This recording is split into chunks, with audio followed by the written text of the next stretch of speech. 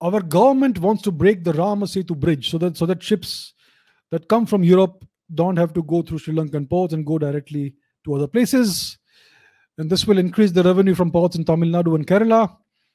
What's my view about this? Sounds paradoxical to the idea of our cultural heritage. This project is called Setu Samudram or something. Various governments have tried to go ahead with this project by destroying the Rama Setu bridge.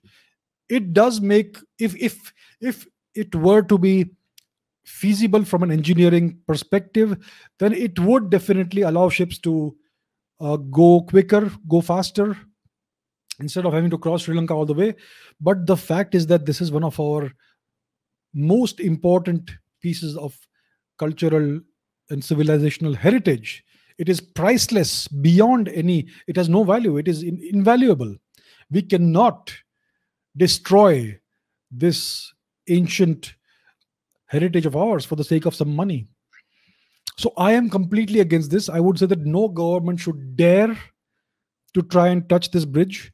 I know that the local governments in Tamil Nadu, in Kerala, etc., which are very virulently Hindu-phobic, they are pressing the central government to go ahead and destroy this bridge. I hope that sense will prevail in the central government, and they will not allow this to happen. This monument can never be touched. This is our priceless ancient heritage that has been handed on from our ancestors for thousands of years. We cannot destroy this.